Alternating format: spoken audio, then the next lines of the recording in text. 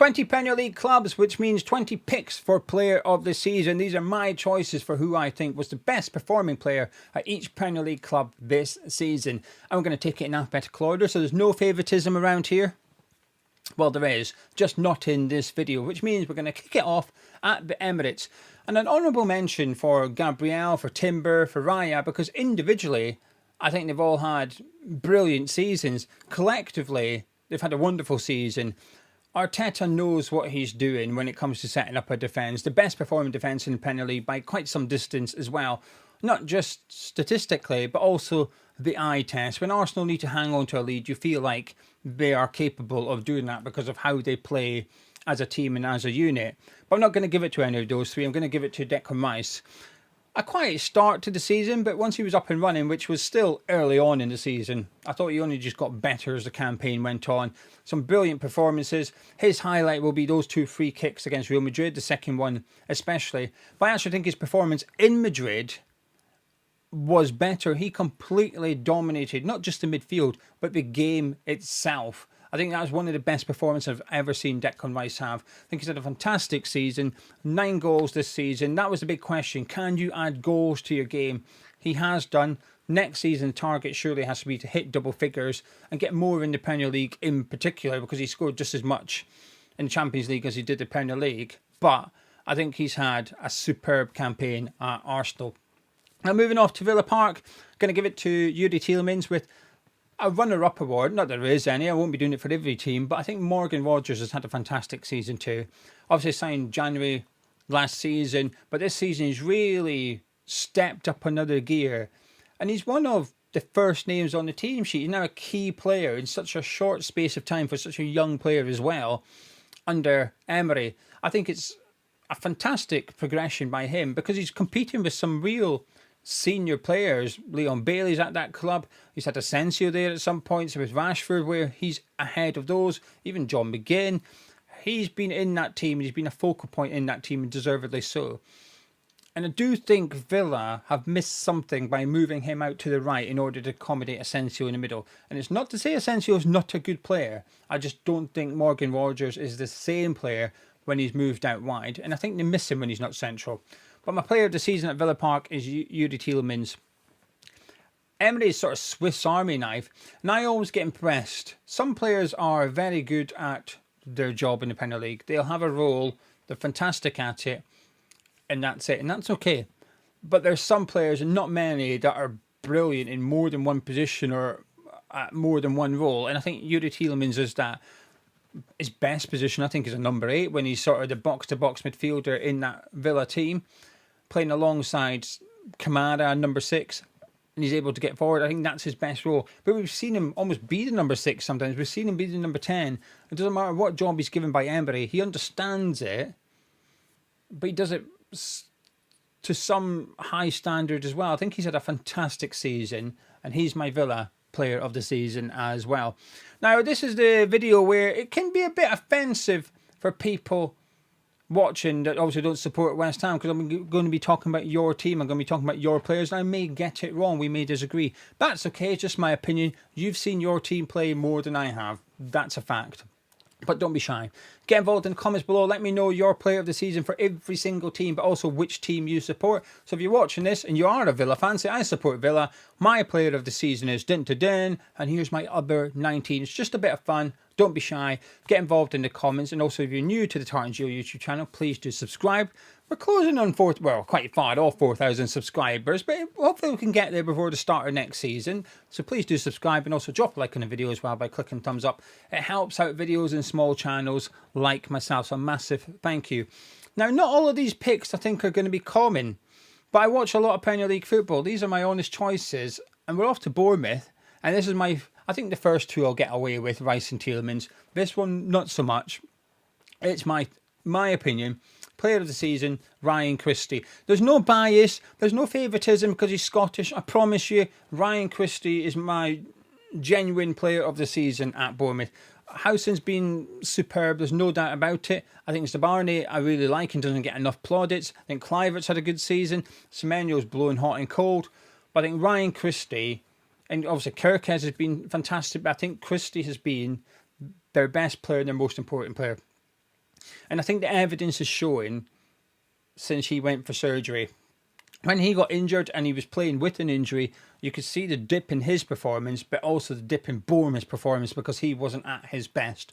They took him out of the team, he went and had surgery, and Bournemouth's form has just continued to dive. He is vital to the way Areola plays at Bournemouth.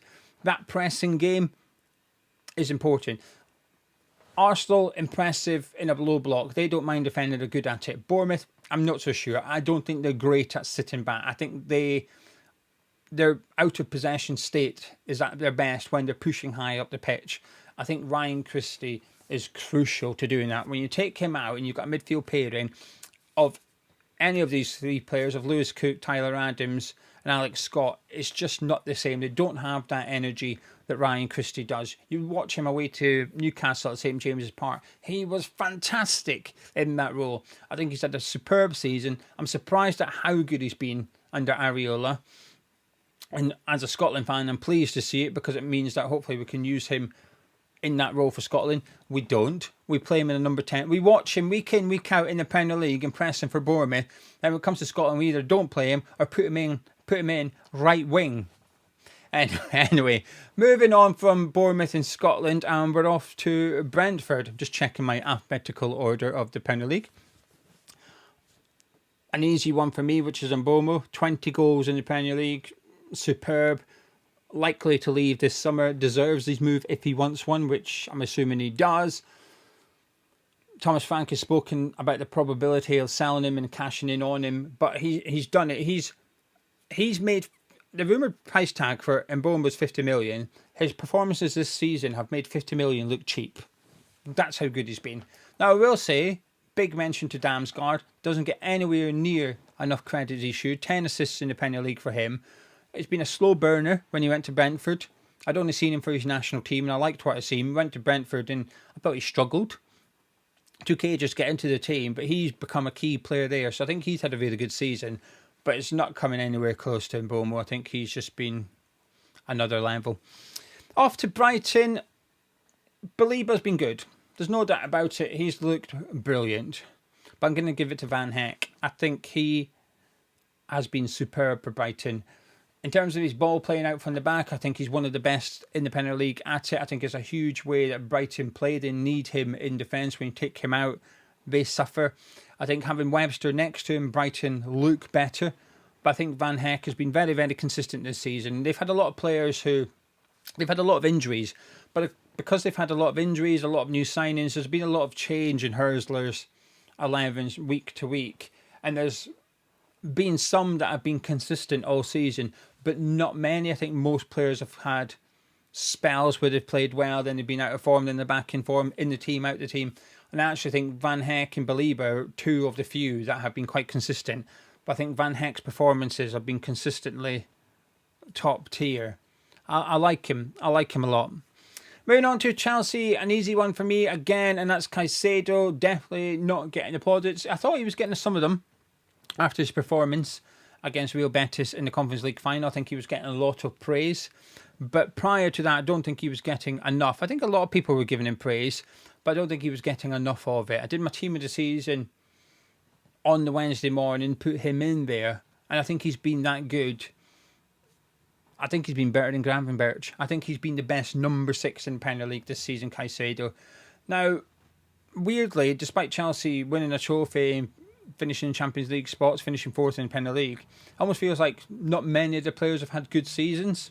I think Cucurella has had a fantastic season. I think Palmer's done all right. I think Palmer's just struggled because he's had Neto, Sancho. Sanchez is in goal where he should be.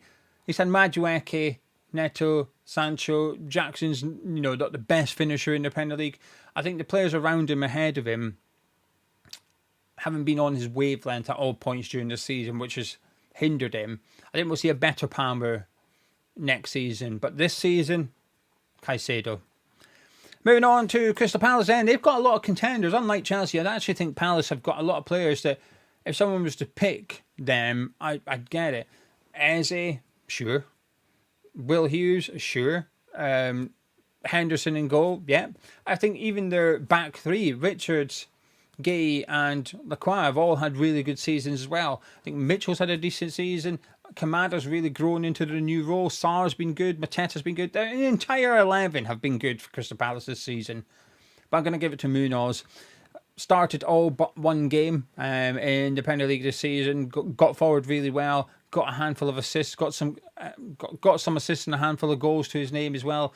A real crowd favourite at Selhurst Park already. Defensively, really strong. Offensively, really strong. And there's not many wing-backs in the league. There's not many that understand that role. Mainly because most teams don't play it. But Munoz is just everything you want in a wing-back. And I think you've seen it all season at Selhurst Park. And obviously winning the FA Cup as well. Fantastic season for Crystal Palace. And individually, it's been a brilliant season for a lot of them. But I think Munoz is the pick of the bunch for me. Right, moving to Goodison Park, the final year at Goodison Park. I give it to Gay. I think Ndiaye might have got it had he been fit all season, had he not been injured. So I think he's had a good season. I think next season he's one of my players to watch. Ndiaye at Everton. I think Moyes will turn him into someone that's picking up a goal or an assist every other game at Everton next season. I think Pickford, Tarkowski, good seasons. But I think Idrissa Gana Gueye for me has been brilliant. I see he's away to sign a new 2-year deal at Everton as well, despite him getting on a little bit. Well deserved. He's justified it with his performances this season. He's been a real key player. And at times, the performances haven't been there, especially under Sean Dyche. Certain players haven't played well. But actually, I think Gay's played well under Dyche and David Moyes, and not too many players at Everton could say that this season, in my opinion anyway. Right, off to Fulham, and this is a tricky one actually, because I think there's a lot of contenders, and I think a lot of neutrals would pick Robinson. Understand 10 assists from left back is a huge achievement, no doubt about it. He's had a good season. But don't know. Whenever I watch them, he's not their best player for me. Someone else is. I watched Fulham. Well, I've watched every team quite a lot this season. I was trying to work out how many games I reckon I've seen. 200 out of the 380 maybe. I'm going to track it next season. Problem is I watch a lot of half games because of my work around West Ham. But I watched a lot of Premier League football. Whenever I watch Fulham, Robinson's never my man of the match. Maybe it's a bit harsh. There's possibly a couple of games.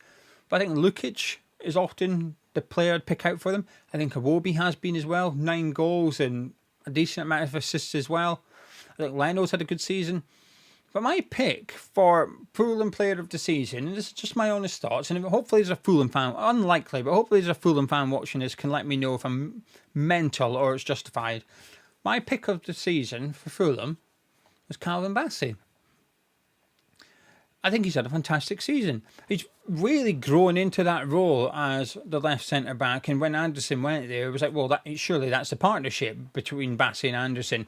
And Anderson hasn't always been the best centre-back. You know, Diop and Bassey at times has looked like their best partnership earlier on in the season. But I think Bassey, he's a unique centre-back in terms of a profile. He's strong, doesn't mind bombing forward now and again, quick, really skillful, really technical. And that you can tell he has played as a left back before. The way that he plays football, you can tell you're watching someone on the ball that's very, very comfortable. When he was at Rangers, it was, is he going to be a left back? Is he going to be a centre back? Went to Ajax, the same question remained, and he was more of a centre back. I always thought he'd be a better left back. He went to Fulham, they kept him as a centre back, and he's excelling as a centre back now, in my opinion. I think this season he's really established himself as a good Premier League centre-back, not just a defender. I think he was that when he arrived for me, and he took a little time to settle in. He's had to improve a lot, and he has done that. But I think his performances are worthy. I think he's my Fulham player of the season. Off to Ipswich, Liam Delap. It can't be anyone else, can it? 12 goals in the Premier League for a team that got relegated. That's impressive no matter who you are. There's not many players that have done well at Ipswich this season. I like O'Shea. I think he's had a good season. I think Kuste's done all right on loan from Napoli. Hopefully he comes back with them in the Championship next season. But Liam Delap wins this award. Simple as that. Move on to the next one, which is Leicester City. Jamie Vardy. there's not much choices at Leicester City. I think Hermansen's had a good season in goal, but I think there's been a few. I think the start of his season was stronger than the end of a season there. I really like El Khanous. I think he's a fantastic player. Would love to see him at my team at West Ham, but I think Jamie Vardy's the only one that could potentially win this award for me. Liverpool, another tap in. It's Mo Salah. There's been a lot of top performers there. Van Dijk's had a good season. Gravenberch's had a good season. I'm a huge fan of Alexis McAllister. I try and, when it comes to Alexis McAllister, before speaking, I try and like come down a little bit because I think he's world class. I think he's one of the best players in the league, and I don't think he gets enough praise. But I've decided the reason for that is because I overrate him, if that makes sense. But anyway, player of the season, it has to be Mo Salah, doesn't it? Just ridiculous numbers, ridiculous performances. He can go missing for 85 minutes in a game.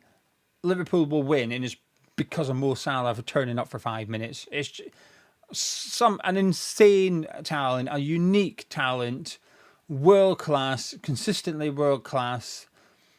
And I wish he was leaving Liverpool this summer, to be honest with you. Off to Man City, there's only one for me. Gvardiol. I think pretty much everyone at City's had a poor season by their standards. I think Gvardiol's one of those that actually he's performed. Whether it's at left back or left centre back, I think he's looked really good in both roles. I think he's looked fantastic getting forward at left back. And then when he played centre back next to Ruben Diaz, when O'Reilly's been in the team at left back, I think he's looked fantastic there as well. He's a big player, and I think he deserves more praise for his performances this season, because we look at Man City and think, oh, that wasn't a good season, and it wasn't. But actually, you could pick his performances up, I think, and put them in the season where they won the treble, and it would be fine. Hopefully, that makes sense. Right, Man United, Bruno Fernandes, can't be anyone else. Simple as that, isn't it? He's the only player. It's been a little bit Bruno Fernandes FC at Old Trafford this season. As for Newcastle, difficult one. A lot of big players here, a lot of good performances. Isak's the obvious one. I think he's been the best striker in the Premier League, but weirdly, it doesn't necessarily mean you've been the best player at St James's Park. I think Dan Burns had a really good season. He's the story of the season. Bruno's played well. Hall's played well. If Hall hadn't got injured, I think he's in the conversation. Livermento's been strong. Murphy's been consistent. But my Newcastle player of the season is Sandro Tonali. Very unlucky, Newcastle, when they signed him. Should they have known what was coming? Maybe they could have discovered it, but I think you're forgiven for assuming that a player doesn't have a betting scandal when you buy him. So it was like a new signing for them this season, because it was. I think he's just been superb. I love watching him play football. Do you know there's some players you just enjoy when they get the ball? It's a weird, I almost feel uncomfortable using this word to describe a footballer, but elegant is the word that comes to mind. He's just got that bit of class, that bit of silk to his game. I absolutely love him. I think he's a sensational footballer. I think his partnership with Bruno is superb. I think Eddie Howe being able to bring Tonali into the number 6 and move Bruno further forward, move him sort of into the right central midfield area, I think has made a significant difference to Newcastle this season. Tonali's been vital. Tonali's been fantastic. Tonali's been consistent. I absolutely love him as a footballer. I think another season like this, he will be one of my favourite non-West Ham players in the Premier League. So Isak, I feel like Isak should be their player of the season, but I watched a lot of Newcastle games this season where he's been anonymous. He hasn't really done anything. He's run around, but he hasn't really commanded much in the game as a striker. He's had quiet games. Tonali, not many. He's often their best player in my opinion. Off to Nottingham Forest again. Few contenders. I think they've got the best goalkeeper of the season in Sells. They've got one of the better right backs of the season in Aina. I think they've got one of the signings of the season in Elliot Anderson. Gibbs White's been fantastic. Chris Wood's been scoring goals. But Milenkovic, I think, has been their best player. One of the best players in the league and the best signing of the season for me. Gone in there for quite well, I say quite, it's a bargain. 15-16 million they paid for him. Absolute bargain. Well done Nottingham Forest for getting him in there. Him and Marilla formed a perfect partnership. One of the best defences in the Premier League. He's a huge part of it. I think Nottingham Forest have had a really successful season. And the biggest part of that, the largest part of that for me was down to their defence, because they went a goal up. You struggled against Nottingham Forest. Maybe not so much towards the end of the season. Sorry, you went a goal down. Sorry, you went a goal down against Nottingham Forest. You struggled. Maybe not so much towards the end of the season, but certainly for the first 2/3, it felt like Forest would go a goal up and defend and hit you on the counter attack. You can only do that if you've got good defenders. You can only do that if you've got good organisation at the back. Nottingham Forest have those things. They've got a good goalkeeper, a good defence, and they've got. Well, I'm playing down Murillo here, but they've got two fantastic centre backs. But Milenkovic in particular, I think, has been sensational. Southampton, I'm going to give it to Matheus Fernandes. Very little to choose from. Very underwhelming. Even their good big signings on paper like Ramsdale and Harwood Bellis haven't really lived up to it. I think Fernandes has had a decent season. Not 10 out of 10, probably a 6 or 7 out of 10 performance. When you add in the context, a 20-year-old coming over from Sporting, I think he's had a good season. But he's got very little competition. Actually, he doesn't have little. He's got no competition. We're off to Spurs. I'm going to give it to Bergvall, actually. Again, it feels a bit weird, but because they've had so many injuries, like when fit, Romero's been good. When fit, Van de Ven's been good. They're just not fit enough. When you fit, your doggy's been good. I think Spence has been one of the better players for me that's been available for the majority of the season. But I think Bergvall's been a fantastic sign. I think he's just turned 19 years old as well. But I think he's been superb in midfield, a real hard-working midfielder, but really good on the ball. I enjoy what I see from him. Gets the ball, tries to get it forward a lot, joins in defensively, joins in offensively. I think Spurs, whoever scouted him, well done, because I think they've got a real talent on their hand with Bergvall, and I think he's been the pick of an injured bunch at the Tottenham Hotspur Stadium this season. Off to West Ham, I'm going to give it to Jared Bowen. Wan-Bissaka won it, understand why. But I think Bowen's my pick for me. I think without his goals and assists this season, I think we get relegated. It's as simple as that for me. I think, have we seen the best of Jared Bowen in terms of performances? No, I think he's better under David Moyes. But he's still been getting a goal or an assist every other week for us, despite everything that's been going on at the club. He's a fantastic footballer, doesn't get anywhere near enough credit. And to some extent, you want to, I think, well, that's good because he'll stay at West Ham. But I think he'd stay at West Ham even if he got the credit. So I think he's just missing out on praise that he deserves, actually. We've had a terrible season. We've been crap this season. But I think Bowen has had a good season, very good returns. I'm very happy with what I've seen from him. And he was my hammer of the year. That leaves one team, and that's Wolves. Now, this is where I think Wolves fans watching this, probably not, but if there was, they're probably going to... I'm going to give it to Cunha. If it wasn't for Cunha, I'd give it to probably Gomez. I think I really like Gomez. I like the Gomez-Andre partnership in midfield, and I think he's had a good season. And that centre-back that they've signed in January, whose name I can never pronounce, Agabadu, is that how you pronounce his name? I think he's changed Wolves. I think without him, Wolves might have been a bit closer to that relegation zone for the run-in. But I think he's transformed that defence, and they needed a good defender. They got one because at times they play three defenders. At times they didn't have a centre back playing in defence. They were playing a full back and two midfielders as centre backs. So they needed to get someone in. They got someone in, but they got a good player in. But I think Cunha is just 16 goals, 6 assists. I think it was sensational return for him. Some of his performances have been fantastic. One of my favourite players in the Premier League. I think the way that he takes players on, his creativity, his goal scoring. He's a player a bit like Jared Bowen and Mo Salah. They can win a game on their own, and when you've got players that can do that, you've got a chance no matter what. You've got a chance, and I think some of these teams that have had poor seasons, like Spurs, I don't think they've got a player like that. I don't think Brennan Johnson, Odegaard, Son, Solanke, I don't feel like they're those types of players that actually they will just win it. Son, yeah, used to, not anymore. And I think when you've got players like that, you're all right. And I think that's what Cunha was at Wolves. He was one of those players that when you seen him start, you thought they'll probably be okay today because they got Matheus Cunha. I think he's had a brilliant season. You'll be a big miss for Wolves.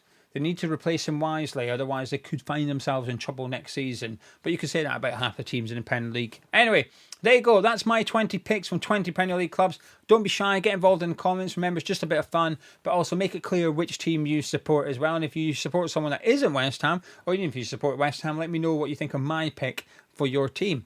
Hopefully you've all dropped a like on the video by now by clicking thumbs up, but if you haven't, please do so. Subscribe to Tartan Geo. I'll catch up with you in a bit.